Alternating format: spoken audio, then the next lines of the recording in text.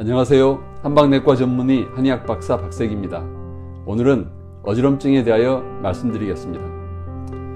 어지럼증 때문에 고생하시는 분들이 많으신데요. 앉았다 일어날 때 어지러움을 호소하는 젊은 여성분, 시험 때만 되면 한두 달 전부터 주기적으로 어지럽고 토할 것 같은 증상을 호소하는 학생, 주변이 빙빙 도는 것 같아서 이비인후과에서 이석증 진단받고 치료했는데 이후로 지속적으로 어지러움 증상이 나타나고 있다는 중년 여성분, 그리고 어지러우면서 사물이 겹쳐 보인다는 분, 갑자기 어지러우면서 중풍이 왔다라고 하시는 중풍 후유증 환자분까지 다양한 증상과 경험들을 말씀하십니다.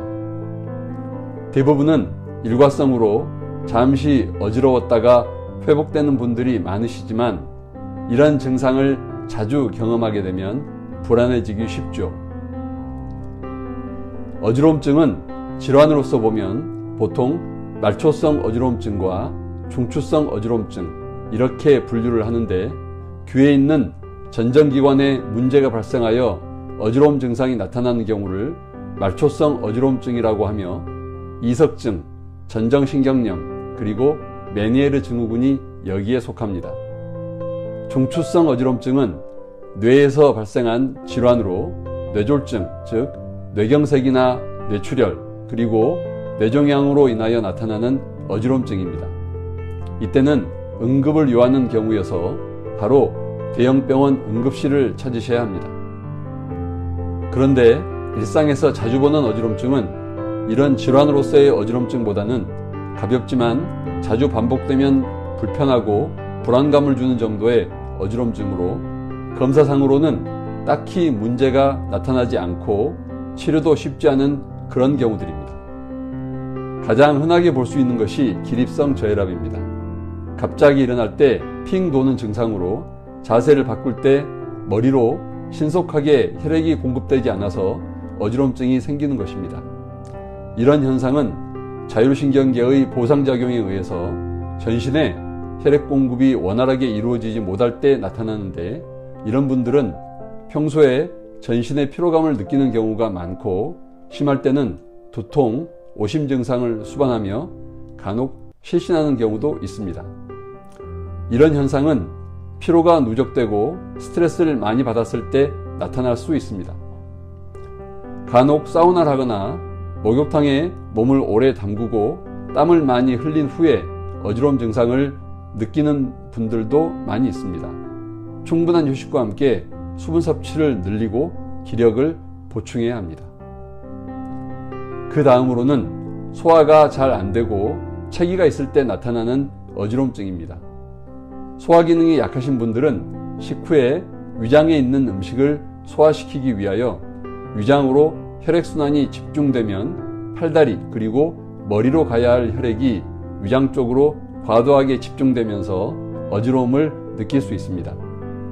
보통은 잘 못 느끼거나 약간 졸리는 듯한 식곤증을 느끼는 정도일 텐데, 이런 분들은 어지러움 증상이 심하여 일상생활이 어려운 정도이고 속이 울렁거리고 토할 것 같고 머리가 아프기도 합니다. 음식만 먹고 나면 쓰러질 것 같다고 하신 분들도 있습니다. 또한 이런 분들은 스트레스에도 민감해서 신경 쓸 일이 있으면 소화가 안 되고 가슴과 명치가 답답하면서 어지럽다고 하십니다. 결국 위장이 약해서 생기는 문제로 위장 치료를 잘하면 해결될 수 있는데, 실제로 치료하다 보면 위장 치료가 어지러움 치료에 매우 중요한 역할을 합니다.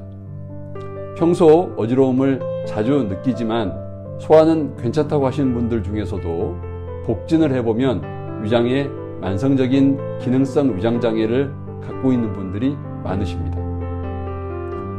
그 다음으로는 이석증이나 전정신경염, 그리고 메니에르 증후군을 앓고 난 후에 반복해서 나타나는 어지러움증입니다. 이런 질환들은 모두 면역력이 떨어져서 발생합니다. 이게 개선되지 않으면 증상은 자주 반복될 수 있으며 회복되었다고 하더라도 어지러지한 느낌을 하루 종일 달고 다니는 경우가 많이 있습니다. 한방치료의 특징이라면 이런 증상을 똑같이 갖고 있더라도 환자에 따라서 처방이 다 다르다는 것입니다. 그 환자의 고유한 특성을 찾아서 부족한 부분을 잘 채워준다면 전체적인 기혈의 순환이 잘 되어 스스로 이런 문제를 해결할 수 있는 환경으로 인체 내부의 환경을 변화시켜주는 것이 필요합니다. 무조건 홍삼만 먹는다거나 흑염소만 먹는다고 되는 문제가 아닌 거죠. 어지러움이 반복되지만 검사상 별다른 이상이 없고 생활의 불편함이 지속된다면 필요한 생활 환경을 바꿔보고 스트레스를 조절하기 위한 노력을 할 필요가 있으며 평소 수분 섭취량을 늘려볼 필요가 있습니다. 소화장애가 반복된다면 식사 습관을 교정하고 소화 기능을 개선하기 위해서 노력해 보세요. 이런 노력으로 증상이 개선되지 않는다면 한의사의 도움을 받아보시길 바랍니다.